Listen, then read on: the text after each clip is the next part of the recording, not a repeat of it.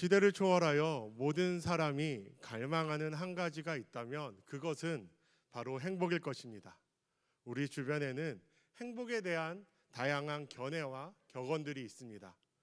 영국 경언에서 이런 얘기가 있습니다. 하루 행복을 위해 이발소를 가고 한 주 행복을 위해 결혼하며 평생 행복을 위해 정직한 사람이 되라고 이야기합니다. 또 어떤 이는 속박에서 벗어나는 것이 행복이라고 주장합니다. 우리 성도님들께서는 어디에 행복이 있다고 생각하시며 또 그 삶을 투자하고 계십니까? 오늘 본문 시편 84편 4절, 5절, 12절에서 반복적으로 복이 있다는 표현을 사용하며 진정한 행복이 어디에 있는지 가르쳐주고 있습니다. 하나님께서 우리에게 주시는 참된 행복의 비결은 과연 무엇일까요? 먼저는 하나님과 교제하는 삶입니다. 4절에 주의 집에 사는 자들은 복이 있나니 그들은 항상 주를 찬송하리이다. 이는 하나님과의 교제가 있는 삶이 참된 행복임을 알려줍니다. 구약시대에는 하나님의 성정 중심으로 하나님과의 교제가 이루어졌습니다. 시편 기자는 하나님의 집에 거할 수 있는 특권, 그 주어진 자가 참된 행복을 누린다고 고백합니다. 하나님의 교제를 통해 비로소 참된 행복을 경험할 수 있기 때문입니다. 1절과 2절에서 하나님과의 교제가 얼마나 큰 특권이며 축복이었는지를 시편 기자가 노래합니다. 특히 언어 성경에는 과거형, 이 과거형을 표현을 통해 시편 기자가 어떤 이유에서인지 하나님의 전에서 예배할 수 없는 장소로 옮겨졌음을 우리가 추측할 수 있습니다. 그러나 그가 하나님의 교제가 얼마나 소중한 특권인 줄 몰랐다가 성전을 떠나보니 비로소 그의 인생이 축복이었음을 고백합니다. 마치 사슴이 시냇물을 갈급해 하듯 그의 영혼이 하나님을 너무나 사모하여 쇠약해졌다고 고백합니다. 우리가 누릴 때는 소중함을 모르다가 정말 잃고 나서야 우리가 깨닫는 경우가 있습니다. 시편 기자는 하나님의 교제 속에 참된 축복이 있다고 고백하고 있습니다. 사람에게는 하나님의 교제를 원하는 본능이 마음속에 다 있습니다. 목마름, 배고픔처럼 강력한 본능처럼 사람은 창조될 때부터 하나님을 열망하고 함께하기를 원합니다. 그러므로 하나님을 떠나서는 행복할 수 없습니다. 그런데 오늘날 많은 사람들이 하나님을 몰아내고 필요 없다고 말하지만 그들의 삶 속에서는 하나님을 향한 목마름이 해결하지 못해 방황하는 모습을 보여줍니다. 사람은 하나님의 관계가 회복되기 전에는 결코 만족할 수 없고 영혼의 목마름과 굶주림의 문제를 해결하지 못합니다. 참된 이 행복의 비결은 바로 하나님과 교제하는 삶에 있습니다. 하나님과 교제하는 삶이 정말 참된 행복을 누리게 하는 중요한 이유 중 하나는 하나님의 품에 거할 때 우리가 얼마나 소중한 존재인지를 확인하며 살아가게 됩니다. 오늘 시편 기자는 3절에서 참새도 제 집을 얻는다는 표현을 사용합니다. 당시 가장 가치 없는 짐승으로 여겨지던 참새마저도 하나님의 품 안에서 평안을 누리는 모습을 보며 그는 참새와 비교할 수 없는 소중한 자신, 소중히 여겨주시는 하나님의 사랑을 느꼈을 것입니다. 내가 소중한 존재라는 확신이 없이는 행복하다고 말할 수 없습니다. 성경은 우리가 하나님 안에 있을 때 얼마나 소중한 존재인지를 끊임없이 성경에서 이야기하고 있습니다. 예수님도 마태복음 10장 29에서 31절에서 참새와 하나님의 자녀를 비교하면서 너희는 많은 참새보다 귀하니라 라고 말씀합니다. 하나님과의 깊은 교제가 있을 때 우리는 천하를 주고도 바꿀 수 없는 소중한 존재라는 그 자기 존재의 가치를 회복하게 되며 행복한 삶을 살 수 있습니다. 또 하나님과 깊은 교제가 있는 사람은 자신의 가치를 알기 때문에 쉼을 누리게 됩니다. 시편 기자는 3절 하반절에서도 제비도 새끼들 보금자리를 얻었나이다 라고 노래합니다. 쉼 없이 떠도는 제비조차 하나님 품에서 집을 짓고 새끼가 평안을 누리는 것을 보며 그는 하나님과 교제하는 삶이 주는 쉼을 노래하고 있습니다. 세상에서 이루는 것도 중요하지만 그 속에 하나님이 빠지면 우리의 영혼의 목마름과 갈망하는 쉼, 만족 가져다 주지 못합니다. 예수님은 마태복음 11장 28절에서 수고하고 무거운 짐진 자들아 다 내게로 오라 내가 너희를 쉬게 하리라 라고 이야기하십니다. 우리를 초청하십니다. 그렇다면 우리는 왜 그리스도인인데도 여전히 쉼이 없고 목이 마를까요? 우리는 하나님과 깊은 교제가 있는가라는 것을 돌아볼 필요성이 있습니다. 혹시 하나님을 찾는 동기가 잘못되었기 때문에 그런 건 아닐까요? 탕자의 비유에서 큰아들은 아버지와 가까이 있었습니다. 기쁨과 만족은 없었습니다. 아버지를 원하는 동기가 아버지의 돈이었기 때문에 그는 아버지의 재산을 바랬고 아들이면서도 종처럼 살았기에 아버지와 교제하지 못했습니다.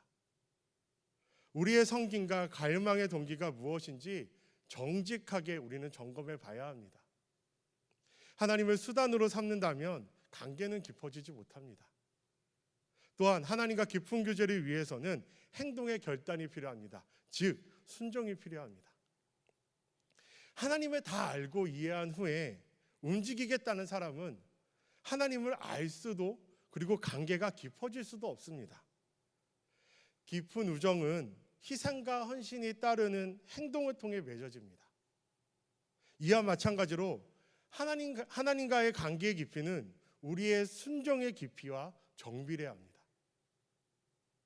아브라함은 어디로 가는지 몰라도 순종하며 갔고 생리적으로 불가능한 나이에 아이를 주시겠다는 약속을 기다리며 순종했습니다. 심지어 그 아들을 바치라는 말씀에도 순종했습니다. 하나님이 지금 내 삶에 원하시는 것이 무엇인지 순종함으로 행동으로 옮길 때 하나님과의 그 관계가 깊어지는 것을 경험하게 된다는 것입니다. 하나님과의 관계가 깊이는 순종의 깊이와 정비례하며 우리의 행복의 깊이는 하나님과의 관계의 깊이에 정비례해야 한다는 것입니다. 하나님과의 깊은 사랑의 관계에 빠짐을 통해 세상이 줄 수 없는 그 행복을 놓치지 않는 우리 모두가 되기를 간절히 소원합니다. 두 번째는 참된 행복의 비결은 고난 속에서 하나님께 소망을 두는 삶입니다. 5절에 주께 힘을 얻고 그 마음에 시온에 데려가 있는 자는 복이 있나이다 라고 말씀합니다. 이는 고난의 순간에 하나님께 소망을 두고 살아가는 것이 참된 행복임을 보여주고 있습니다. 시편 기자는 시온, 이 데려라는 이 표현을 통해 고난의 순간에도 하나님께 소망을 두는 삶을 생각했습니다. 당시 순례자들은 예루살렘을 향해 어렵고 또 메마른 그 길을 걸었지만 하나님을 예배하고 뵐 수 있는 그 시온이 나타날 것을 소망하며 나아갔습니다. 그러므로 마음에 이 시온에 데려가 있는 사람은 고난의 순간 속에서도 하나님께 소망을 두는 사람입니다. 시편 기자는 이 고난의 순간에 하나님께 소망을 두는 사람이 누리는 두 가지 축복을 구체적으로 묘사했습니다. 먼저는 6절에 그들이 눈물 골짜기로 지날 때에 그곳에 많은 샘이 있을 것이며 라고 얘기합니다. 마른 골짜기로 불리는 이 눈물 골짜기는 순례자들이 반드시 지내야 하는 메마르고 험한 곳이었습니다. 그러나 하나님께서는 눈물 없이는 지나갈 수 없는 그 골짜기에 샘을 터뜨리시어 감당하게 하신다라는 겁니다. 이는 은혜의 샘을 터뜨려 주신다라는 겁니다. 두 번째는 이른 비가 복을 채워 주시나이다 라고 얘기하십니다. 이스라엘은 우기가 아니면 비가 오지 않는데 하나님께서 메마른 땅을 걷는 이 순례자들을 위해 때가 아닌데도 비를 주신다라는 겁니다. 우리도 하늘의 예루살렘을 향해 걸어가는 순례자이며 그 삶에는 눈물 골짜기와 그리고 메마른 강야 같은 순간이 있습니다. 하나님이 약속하신 참된 행복은 삶에 고난이 없는 평안한 삶이 아닙니다. 눈물의 골짜기야, 그리고 메마른 강야 같은 시기가 지나갈 때도 있지만 그 순간에 하나님을 만나 누리는 축복, 그리고 하나님을 경험하는 은혜가 우리 인생을 참된 행복이 있는 인생으로 만든다라는 것입니다. 고난이 없는 삶은 약속되지 않았지만 그 순간에 하나님을 만날 수 있다면, 그 순간에 하나님의 은혜를 경험할 수 있다면 그곳은 축복의 땅으로 변하게 된다라는 것입니다. 하나님께서 사용하셨던 믿음의 사람들의 전기를 읽어보면 그들은 하나님을 깊이 사랑했음에도 불구하고 고통 없는 삶을 산 사람이 아무도 없습니다. 오히려 그들은 인생의 가장 깊은 골짜기에서 하나님을 깊이 만나고 그 축복을 맛보았다고 간증합니다.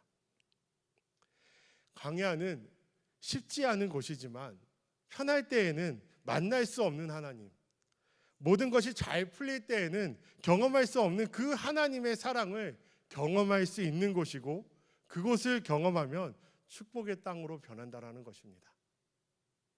그러나 이러한 행복은 고난을 지나간다고 해서 자연적으로 발생되는 것은 아닙니다. 눈물의 골짜기와 같은 순간에 하나님께 소망을 잃지 않고 우리의 마음이 있는 시온의 대로가 황폐해지지 않게 우리는 그 축복을 누리게 됩니다. 영적인 삶도 마찬가지입니다. 하나님을 경험할 수 있는 우리의 마음이 시온의 대로가 황폐해지지 않도록 우리는 영적인 훈련을 계속해야 합니다. 하루에 기도하지 않으면 내가 안다라고 합니다. 그리고 이틀 기도하지 않으면 주변 사람들이 알고, 사흘 기도하지 않으면 영적인 원수들이 다 안다고 합니다. 인생의 고난이 우리의 시온의 대로를 황폐하게 하지 못하도록 우리는 기도의 끈을 놓지 말아야 합니다. 시편 기자는 하나님께 소망을 두었을 때 기도의 끈을 놓지 않았습니다.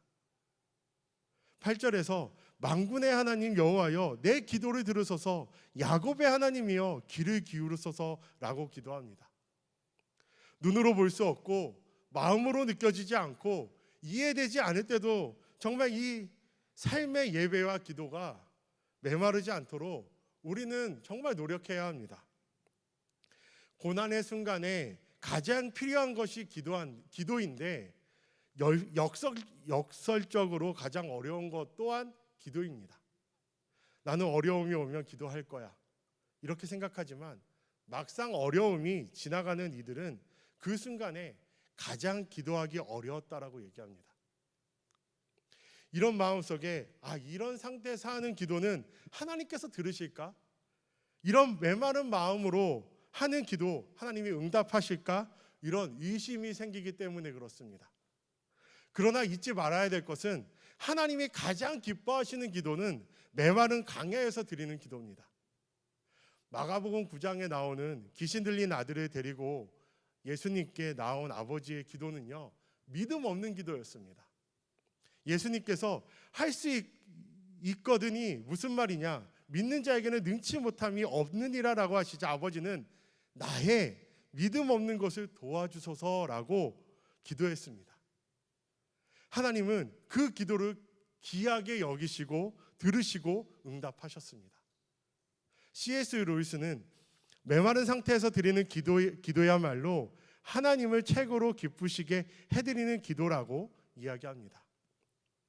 마음이 내키지 않을 때, 기도해야 할 것 같지 않을 때 기도해야 합니다. 우리의 인생의 강야가 진심으로 하나님을 예배하는 곳이 되게 해야 됩니다. 우리의 눈물의 골짜기가 기도의 제단으로 변하게 해야 됩니다. 그러면 눈물의 골짜기가 쏟아져 나오는 생수와 같은 그 하나님의 은혜를 경험하게 된다는 것입니다. 메마른 골짜기에서 때가 아니지만 예측하지 않은 하나님의 은혜를 맛보는 우리 모두가 되시기를 간절히 소원합니다. 마지막으로 12절에서 만군의 여호와여 주께 의지하는 자는 복이 있나이다 라고 말씀합니다. 이는 하나님을 신뢰함이 참된 행복의 비결임을 우리에게 알려주고 있습니다. 하나님을 신뢰하지 않으면 할 수 없는 고백이 10절에서 나옵니다. 주의 궁정에서의 한 날이 다른 곳에서의 첫날보다 나은즉 악인이 장막에 사는 것보다 내 하나님의 성전 문지기로 있는 것이 좋사오니 라고 고백합니다. 근데 이 고백의 깊이를 이해하려면 시편을 쓴 고라 자손의 배경을 우리가 좀 알아야 합니다. 역대상 24장 26장에 보면 하나님께서는 성전을 섬기는 사람들에게 여러 역할을 분단시키셨습니다. 아론의 자손인 레위인들에게는 희생 제물을 드려 하나님을 예배하는 역할을, 아론의 사촌들에게는 성전에서 악기로 하나님을 예배하는 역할이 주어졌습니다. 그런데 고라 자손들에게는 성전 문지기 역할이 주어졌습니다. 그들이 능력이 없거나 재능이 부족해서 문지기가 된 것이 아닙니다. 역대상 26장 6절 8절에는 그들이 조상의 가문을 다스리는 자요 큰 용사였고 또 그의 형제들은 다 능력이 있어 그 직무를 잘하는 자들이었다라고 이야기하고 있습니다. 그들은 유능하고 충성스러운 사람들이었습니다.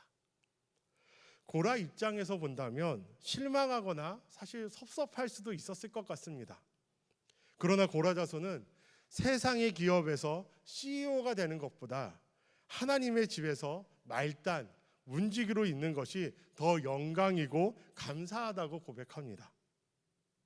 당시 문지기는 귀한 역할이 아니었는데 그렇게 고백할 수 있었던 그 이유는 그것은 가장 좋은 것을 주시기를 원하시는 하나님을 신뢰했기 때문에 그렇습니다. 11절에서 그는 이어서 이렇게 고백합니다. 여호와 하나님은 해요 방패이시라. 여호와께서 은혜와 영화를 주시며 정직하게 행하는 자에게 좋은 것을 아끼지 아니하실 것임이니이다 라고 합니다. 이 말씀은 로마서 8장 32절과 같습니다. 자기 아들을 아끼지 아니하시고 우리 모든 사람들을 위하여 내주시는 이가 어찌 그 아들과 함께 모든 것을 우리에게 주시지 아니하겠느냐. 하나님이 나에게 항상 가장 좋은 것으로 주시는 하나님이라는 그 하나님의 마음에 대한 신뢰가 있다면 우리는 주어진 환경 가운데서도 만족하고 감사할 수 있습니다. 많은 것을 소유하고 이루었다고 해서 만족을 얻는 것이 아닙니다. 만족은 하나님의 사랑에 뿌리 내려지는 그 삶이 될 때 누리는 겁니다. 아무리 많이 가져도 나보다 더 많이 가진 사람이 있습니다. 내가 아무리 높이 올라가도 나보다 더 높은 사람이 있습니다. 끝이 없습니다. 우리 성도님들 행복하십니까? 만일 그리스도를 나의 구주로 삼고 십자가를 통해 행복이 약속되었지만 그것을 누리지 못하고 있다면 하나님과의 관계로 돌아가 점검하는 것에서 다시 시작해야 됩니다. 아들을 주실 만큼 그 아들을 주실 만큼 사랑하신 하나님은 나에게 가장 좋은 것을 주시기를 원하며 내가 지나가는 이 상황이 이해되지 않지만 가장 좋은 상황으로 주셨다는 것을 신뢰할 수 있다면 우리는 만족하고 우리는 감사할 수 있습니다. 지나갈 때는 이해가 되지 않을 수 있습니다. 하나님은 단 하나도 낭비하지 않으십니다. 필요하지 않다면 의미 없는 고난을 주시지 않는 분이십니다. 우리는 이해할 수 없지만 지금 하나님이 가장 필요한 곳에 가장 좋은 곳에 우리를 세우셨다고 확신할 수 있습니다. 하나님을 신뢰하는 거 어렵습니다. 편안할 때는 내가 잘났다고 생각하며 하나님을 생각하지 않고 신뢰가 어렵고 어려울 때는 하나님 왜 나에게 이러실까 이 생각 때문에 하나님을 신뢰하는 거 어렵습니다. 어떻게 하면 하나님을 신뢰할 수 있을까요? 이해가 되지 않고 지금 상황이 가장 좋은 것이라고 이해되지 않을 때 그 방법은 바로 인생의 과거에 경험한 신실하신 하나님을 기억하는 겁니다. 좋은 시절을 지나가는 분들 계십니까? 그 시절에 하나님이 우리 성도님들에게 신실했던 사건들을 기록하고 기억하십시오. 그리고 인생의 어려운 상황이 지나가면 하나님이 정말 약속하신 대로 신실하신 하나님인가? 라고 그 의문이 들 때 돌아가서 과거에 나에게 신실하신 그 하나님을 만날 수 있어야 합니다. 그러면 신실하신 하나님을 신뢰할 수 있습니다. 하나님은요, 자기를 소개할 때 이렇게 얘기합니다. 아브라함의 하나님, 이삭의 하나님, 야곱의 하나님이라고 소개하십니다. 믿음의 사람이었던 아브라함, 이삭, 그 야곱의 삶에는 많은 기다림과 고난, 이해할 수 없는 상황이 많았습니다. 하나님께서는 그 모든 것을 협력하여 선을 이루셨다라는 것입니다. 약속하신 그 선을 그들의 삶에 이루어 주셨습니다. 그 하나님이 바로 우리의 하나님입니다. 2000년 전에 십자가에서 나를 위해, 나의 죄를 위해, 나를 자녀 삼기 위해 아들을 아끼지 않으시고 내어주신 그 하나님. 그리고 내 발걸음마다 하나님이 아니었으면 지나갈 수 없었던 그 상황들을 함께 하셨던 그 하나님을 우리는 잊어버리곤 합니다.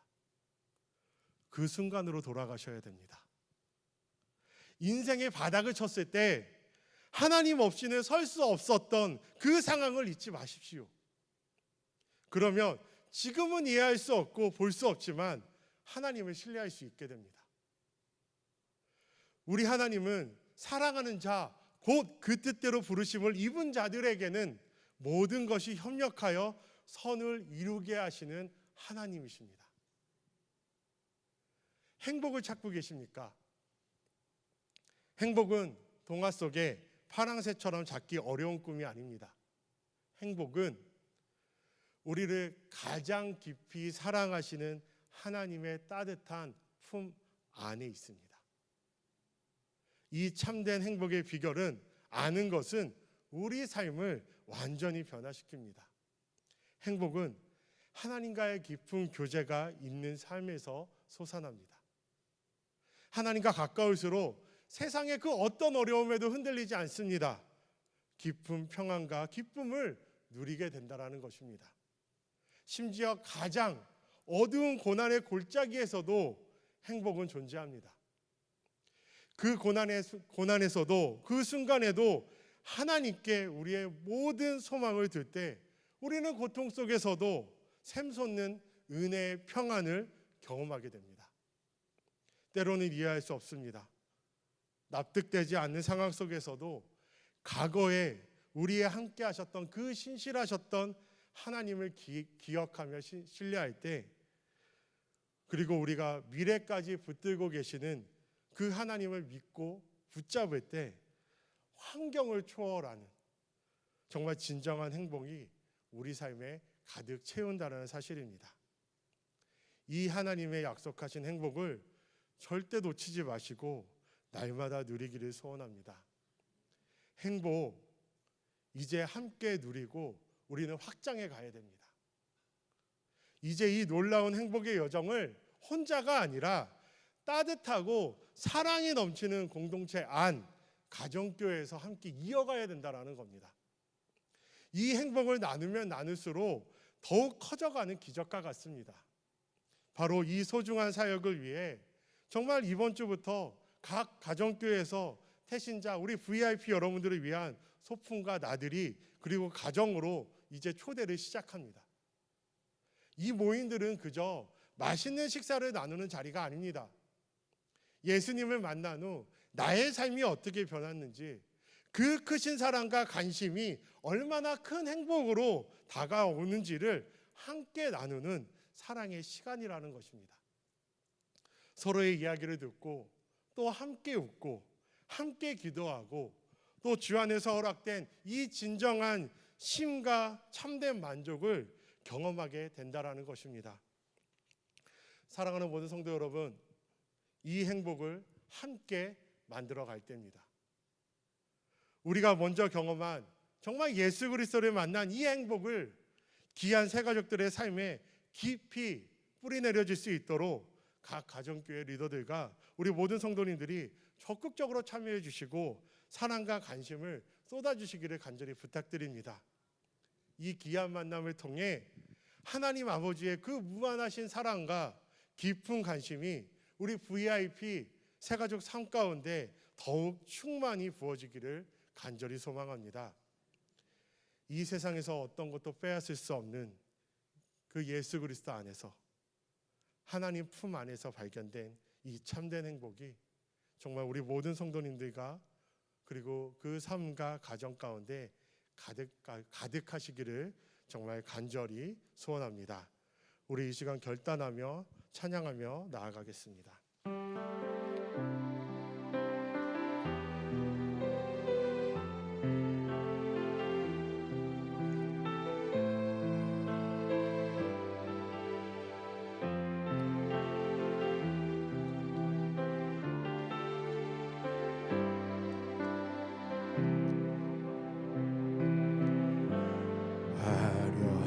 하지 않아도 정결하게 사는 삶, 가진 것이 적어도 감사하며 사는 삶, 내게 주신 작은 힘 나눠주며 사는 삶, 이것이 나의 삶의 행복이라오.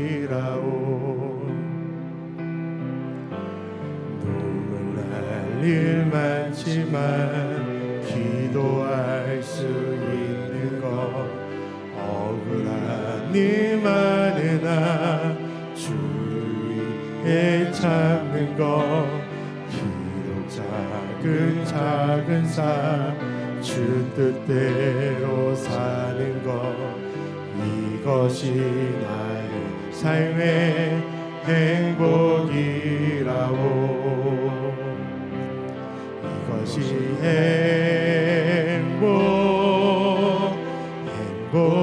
행복이라오. 세상은 알 수 없는 하나님 선물, 이것이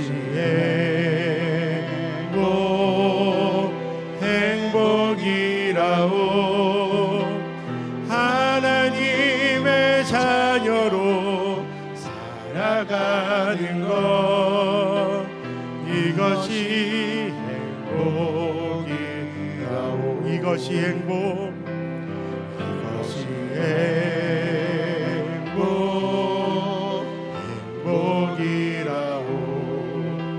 세상은 알 수 없는 하나님 선물, 이것이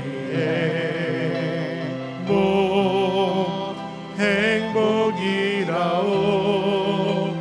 하나님의 자녀로 살아가는 것, 이것이 행복이라오. 우리 이 시간 들은 말씀 기억하면서 함께 기도하기 원합니다. 우리 성도님들, 행복 어디서 찾으시나요? 참된 행복은 하나님과 깊은 교제 가운데 있습니다. 주님의 품 안에 있습니다. 우리가 눈물의 골짜기 지날 때, 소망을 둘 때 그 행복이 있습니다. 우리가 주님께 온전히 신뢰할 때 우리에게 가장 좋은 것을 주시는 그 신실하신 믿음으로 나아갈 때 우리에게 행복을 주십니다. 이 시간 우리 들은 말씀 기억하면서 정말 하나님을 신실하게 붙들고 온전히 하나님의 깊은 교제가 끊어지지 않도록 우리 이 시간 함께 기도하겠습니다. 함께 기도하겠습니다. 주여